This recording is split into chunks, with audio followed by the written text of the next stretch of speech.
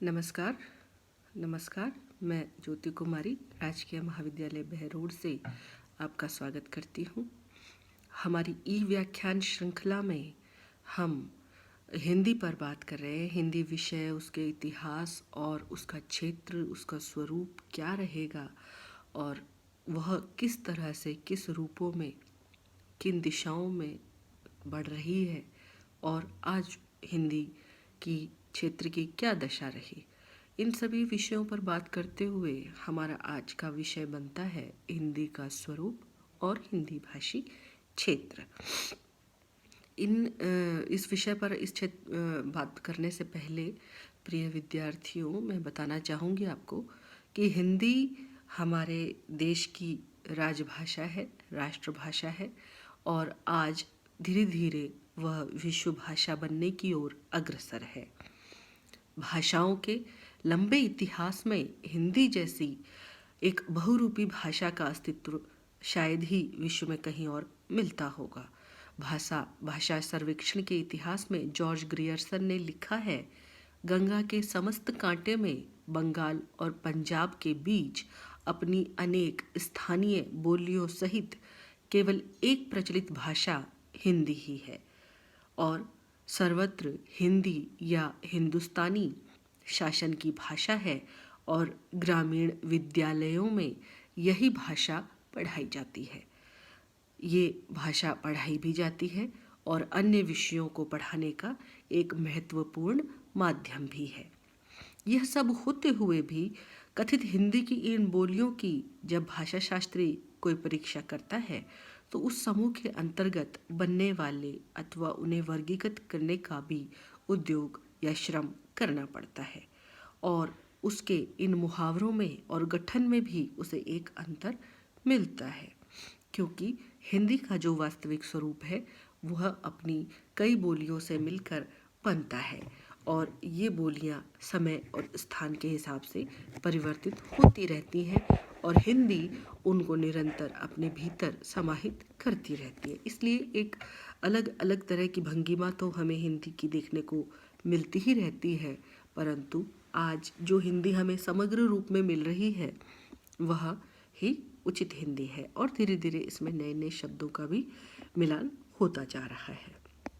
हिंदी साहित्य और संवेदना का विकास जो ग्रंथ है उसमें रामस्वरूप चतुर्वेदी लिखते हैं, बोधगम्यता के संदर्भ में तो ग्रियर्सन ने कहा है कि झांसी जिले के किसान अर्थात बुंदेली बोलने वाले को गोरखपुर जिले के किसान अर्थात भोजपुरी बोलने वाले से बात करने में कठिनाई होगी। व्याकरण के स्तर पर पश्चिमी हिंदी, पूर्वी हिंदी और भोजपुरी में अंतर प्रसिद्ध है। पश्चिम की बोलियों में कर्ता कारक के लिए प्रयुक्त परसर्ग पूर्व में अवधि और भोजपुरी में एकदम अनुपस्थित है। ये इस तरह की व्याकरणिक जो अलग अलग भंगिमाएं हैं, व्याकरणिक जो नियम है वो हमें अलग अलग देखने को मिलते हैं। ग्रियर्सन ने तो ये भी लिखा है कि जब उन्हें भारतीय आर्य भाषाओं को किसी क्रम में रखना पड़ेगा तो सर्वप्रथम मध्य प्रदेश की भाषा पश्चिमी हिंदी को केंद्र में रखना पड़ेगा। इसके बावजूद इन सारी बोलियों के समूह संश्लेष को पहले भी हिंदी या हिंदवी या हिंदुई कहते थे और आज भी हिंदी के नाम से ही जाना जाता है। कबीर, सूर, तुलसी, जायसी, रसखान, मीराबाई, रहीम, भारतेंदु, प्रसाद, पंत, निराला, अज्ञेय, मुक्तिबोध आदि समान रूप से हिंदी की ही धरोहर है। चाहे इनकी भाषा पंचमेल खिचड़ी हो, साधुकड़ी हो, ब्रिज भाषा हो, अवधी या खड़ी बोली रही हो। रामस्वरूप चतुर्वेदी इनकी रचनाओं को हिंदी साहित्य की संवेदना का इतिहास बताते हैं। यानी कि हमारी हिंदी में इतनी सभी बोलियों की मिलावट है या कहे कि इन सब बोलियों से मिल कर के ही हिंदी बनती है, तो इस कारण से हमें इन सभी भाषाओं के रचयिताओं को हिंदी का रचनाकार कहा जाना ही ठीक है। कुछ बोलियां भाषिक और साहित्यिक दृष्टि से हिंदी के साथ एक अलग ही तरह का संबंध दिखाती है। इसका कारण भाषा वैज्ञानिक नहीं अपितु सामाजिक और सांस्कृतिक परंपरा है। हमारी भाषा की, हिंदी भाषा की सामाजिक और सांस्कृतिक परंपरा भी एक लंबी हमें देखने को मिलती है। तो वह जो परंपरा है वो भी हिंदी के साहित्य के इतिहास पर एक अच्छा गहरा प्रभाव छोड़ती है, और वो जो व्याकरण है वह भी इसी हिसाब से ही बदल जाता है। हिंदी क्षेत्र के जनपदों में परस्पर सांस्कृतिक एकरूपता रही है। उदाहरण के तौर पर बिहारी हिंदी के बोलियों का व्याकरण बंगला भाषा से काफ़ी मिलता जुलता है, किंतु इस क्षेत्र के निवासी साहित्य रचना हेतु ब्रिज भाषा और बाद में खड़ी बोली का आधार ग्रहण करते हैं। यानी बिहारी बोली वैसे तो बांग्ला भाषा से उसका व्याकरण मिलता है, लेकिन जहाँ बोलने और लिखने का सवाल आता है वहाँ हिंदी को प्राथमिकता मिलती है।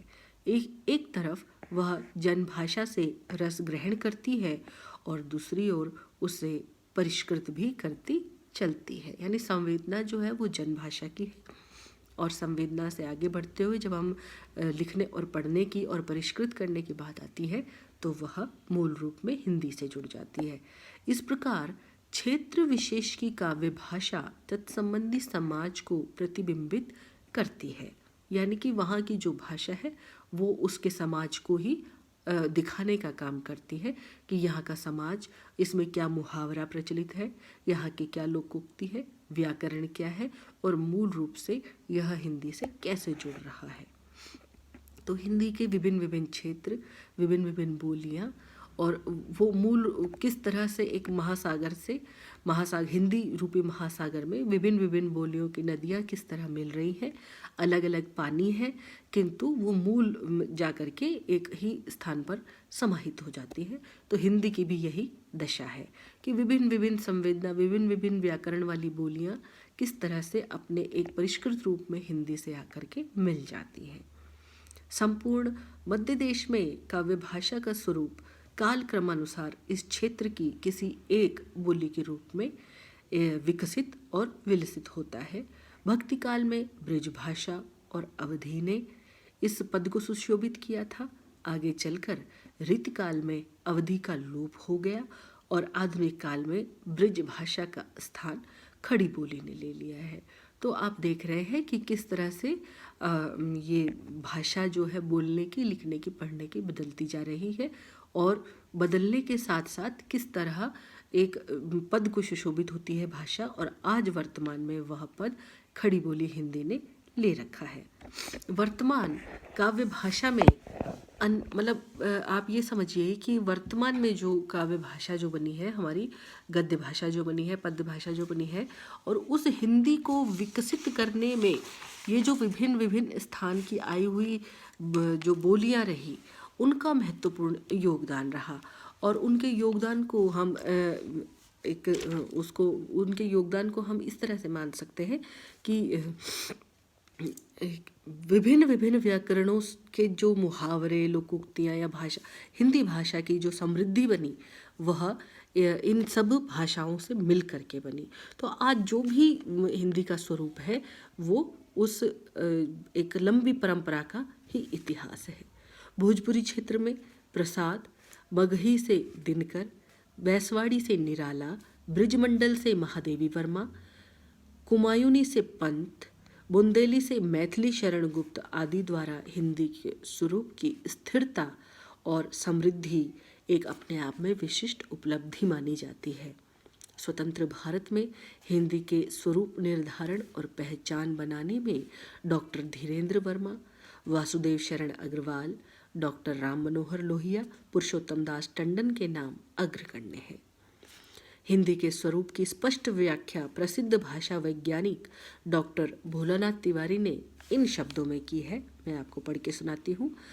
खड़ी बोली नाम का एक प्रयोग साहित्यिक हिंदी, उर्दू, हिंदुस्तानी आदि की आधार भाषा या आज की साहित्यिक हिंदी के लिए भी होता है। वस्तुतः आज हिंदी, उर्दू, हिंदुस्तानी नामों का प्रयोग जिन भाषा रूपों के लिए होता है, व्याकरणिक स्तर पर वे प्रायः एक ही है, और उनकी आधार भाषा वह मिश्रित बोली है जो मूलतः कौरवी, पंजाबी, ब्रिज आदि के योग से बनी होगी।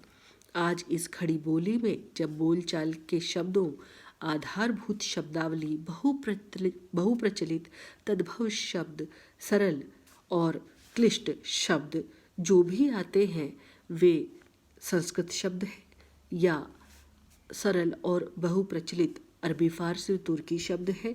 इनसे ही मिलजुल करके आज की वर्तमान हिंदी या हिंदुस्तानी बनी है। उन शब्दों के साथ ही जब संस्कृत के अल्प प्रचलित अतः कठिन तत्सम शब्दों का भी काफ़ी प्रयोग उसमें होता आया है, उसे हम साहित्यिक हिंदी भी कह देते हैं। और जब उन शब्दों के साथ अरबी, फारसी, तुर्की के अल्प प्रचलित और कठिन शब्दों का बहुत प्रयोग होने लगे तो हम उसे उर्दू कह देते हैं।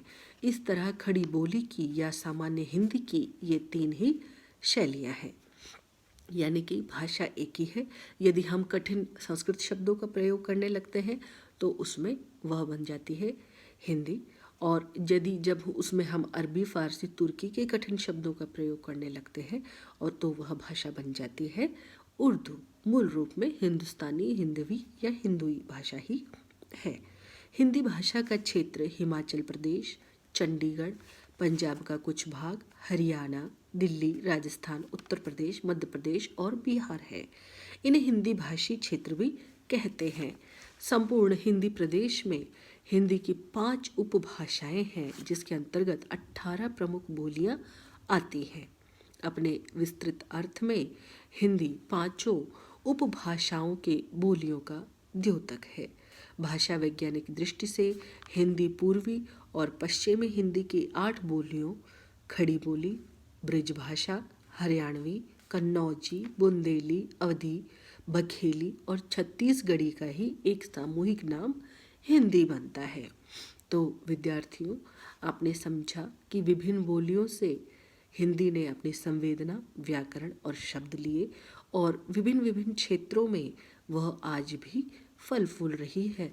और हिंदी निरंतर देश से आगे बढ़कर विश्व की ओर अपना परचम लहराने के क्रम में आगे बढ़ रही है। तो आज के व्याख्यान के लिए इतना ही। धन्यवाद।